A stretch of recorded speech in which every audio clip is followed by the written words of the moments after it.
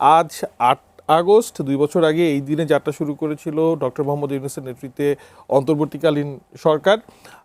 মানে সেই সরকার ১৮ মাস দায়িত্ব পালন করার পর দায়িত্ব ছেড়েছে। এরপর ভোটে জিতে বিএনপি একটি রাজনৈতিক সরকার, তারা আর কিছুদিনের মধ্যে ৬ মাস তাদের পূরণ হবে। মানে সেই ৮ আগস্টে যে নতুন যাত্রা শুরু করেছিল বাংলাদেশ, যেই আকাঙ্ক্ষা, অনেক স্বপ্ন অনেকে দেখেছিল, ২ বছর পর আজকের এই ৮ আগস্টে এসে আমরা এখন কোথায় দাঁড়িয়ে আছি? দেখেন, এই গত ২ বছর আগে এই দিনে একটা নতুন সরকার শপথ নিয়েছিল।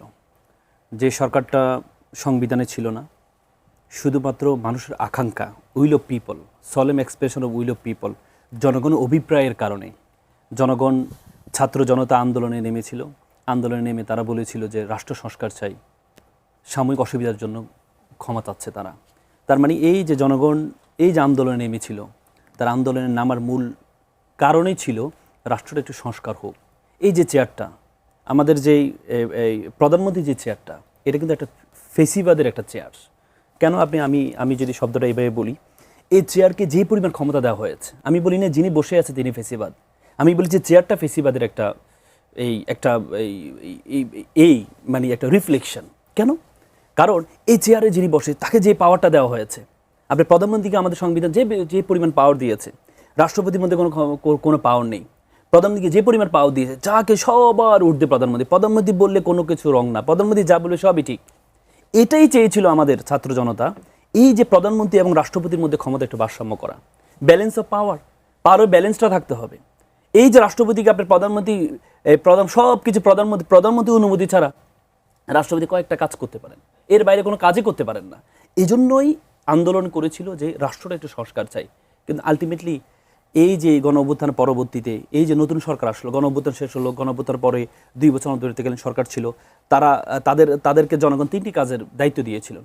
একটি যে বিচার করার জন্য, যে এই ১৭-১৮ বছর যত কিছু হয়েছে এটার বিচার করার জন্য।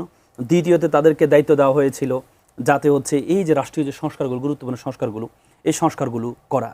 কিন্তু আলটিমেটলি সংস্কারগুলো অনেকগুলো গুরুত্বপূর্ণ সংস্কার, গুম অধ্যাদেশ, দুদক, আপনি জানেন দুদকে এত পাওয়ার দেওয়া হয়েছে, প্রধানমন্ত্রীর অধীনে দুদককে রাখা হয়েছে। ৩টা দায়িত্ব নিয়ে এসেছিল সেই অন্তর্বর্তীকালীন সরকার। মানে সেই দায়িত্ব পালনে মানে পাস মার্ক পাবে আপনার ইয়েতে, নাকি স্টার মার্ক পাবে?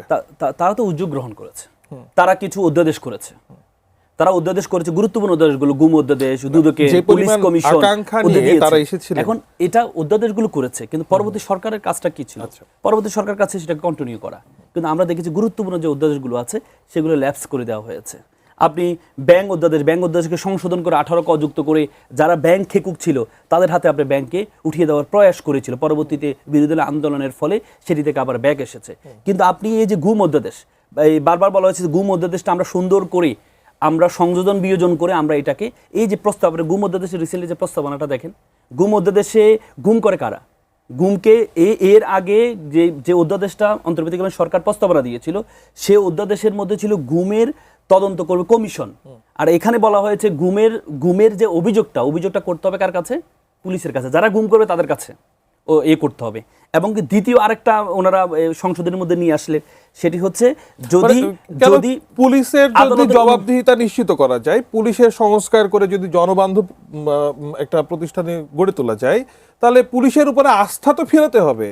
মানে সেটাও কেন করা যাবে না? আপনি পুলিশের উপর আস্থা ফেরাবেন, ঠিক আছে, কিন্তু আপনি পুলিশের যে অধ্যাদেশটা সেটাও তো ল্যাপস করে দিয়েছেন। আচ্ছা, তাদের যে সংশোধন করা, বর্তমান সরকার সেটাতেও ইচ্ছুক না। আপনি যারা গুম করবে তাদেরকে যদি দায়িত্ব দেন তদন্ত করার জন্য, তাহলে তারা নিজের বিরুদ্ধে কি তদন্ত করবে? এর আগে তো 17-18 বছর প্রায় 1700 অভিযোগ দেওয়া হয়েছিল পুলিশের কাছে, জিডি করা হয়েছিল, মাত্র 34টা জিডি তারা নিয়েছিল। আপনি এখন করেছেন অনুমতি, আপনি যদি কোনো গুম হয়, নতুন যে অধ্যাদেশ ওনারা নিয়ে আসলেন, সংসদে নিয়ে আসলেন, যদি গুম হয় তাহলে আদালত অনুমতি ক্রমে আপনাকে স্পেসিফিক কোথায় আছে সেটা বলে আদালত অনুমতি ক্রমে তারপর অভিযোগ করতে হবে। তার মানে কি, যার গুম হয় সে কি জানে কোথায় আছে? সেই স্পেসিফিক অভিযোগটা কিভাবে করবে? এই যে নতুন, তাহলে আপনি কি সংযোজন করলেন? তাহলে তার মানে আমরা যে শিরোনাম করেছি এই দিন সেই দিন, এই দিনটাকে কিভাবে দেখছেন? তাহলে এখন ব্যাপারটা হচ্ছে আমাদের প্রবলেমটা হচ্ছে আমরা ক্ষমতা আসলে আসার আগে একরকম, ক্ষমতা আসলে আমরা ভিন্ন রকম হয়ে যাই। আমরা ক্ষমতা আসার আগে বলেছি আমরা সাংবিধানিক কোনো প্রতিষ্ঠানে দলীয়করণ করব না, আমরা ক্রিয়াঙ্গনে কোনো দলীয়করণ করব না, আমরা 31 দফা দিয়েছি ক্রিয়াঙ্গনে কোনো দলীয়করণ করব না, কোনো সাংবিধানিক দেশীয় প্রতিষ্ঠানে আমরা দলীয়করণ করব না। কিন্তু ক্ষমতা আসার পরে সব জায়গায় আমরা দলীয়করণ করছি। আমরা যুক্তি দিচ্ছি যে আমাদের লোক বসাবো না, কাদের লোক বসাবো? হ্যাঁ, আপনাদের লোক বসান, আপনাদের লোক বসান, কিন্তু আপনি কেন প্রতিশ্রুতি দিয়েছিলেন যে আপনি 31 দফা দিয়েছেন? আপনি তো 2022 সালে ওয়েস্টিনে বসে 31 দফা দিয়েছেন, সেখানে কেন আপনি বলেছেন ক্রীড়াঙ্গনে আপনি কখনো দলীয়করণ করবেন না, আপনি সাংবিধানিক কোনো প্রতিষ্ঠানে আপনি দলীয় ব্যক্তি আপনি নিয়োগ দিবেন না, কেন বলেছেন? আপনি তো সবসময় সংবিধান দ্বারা সবচেয়ে বেশি ভিক্টিমাইজ হয়েছেন। আপনাকে বারবার শেখ হাসিনা বলতে যে আমরা সংবিধানের বাইরে এক ফোঁটাও নেই, আমরা সংবিধানকে অক্ষরে অক্ষরে সংবিধানকে পালন করছি। আপনি সেম আজকে এই সরকার ক্ষমতা আসার পরে সেম শুধু সংবিধানের বাইরে আমরা যাবোই না, সংবিধান আমরা বাইরে যাবো না। তাহলে এই যে জনগণের আকাঙ্ক্ষা, উইল অফ পিপল, যে অন্তর্বর্তীকালীন সরকার 8 তারিখ আজকে শপথ নিয়েছে কিসের উপর? জনগণের অভিপ্রায়ের কারণে। আপনি জানেন এই সরকার যখন শপথ নিয়েছিল তখন একটা হাইকোর্টের রিট হয়েছিল, রিট হয়ে যে 106 এর মাধ্যমে এই সরকার অবৈধ কেন হবে না এটা রিট হয়েছিল। তখন অ্যাপ্লাইড ডিভিশন বলেছেন যেহেতু এটা solemn expression of will of people, জনগণের চরম অভিপ্রায়, সেজন্য জনগণের অভিপ্রায়ের কারণে এই শপথ গ্রহণ করেছে, সুতরাং এটা অবৈধ হবে না। ভাই মানে তাহলে কি জনগণের অভিপ্রায় বর্তমান সরকার বুঝতে পারছে না? ভাই আপনি শুরুতে তো অস্বীকার করলেন। আচ্ছা, আপনি যে জনগণ অভিপ্রায় ছিল 69% জনগণ গণভোটে ভোট দিয়েছেন, আপনি তো সেটিকে বাদ দিয়ে দিলেন, আপনি সেটিতে গ্রহণ করছেন না। আপনি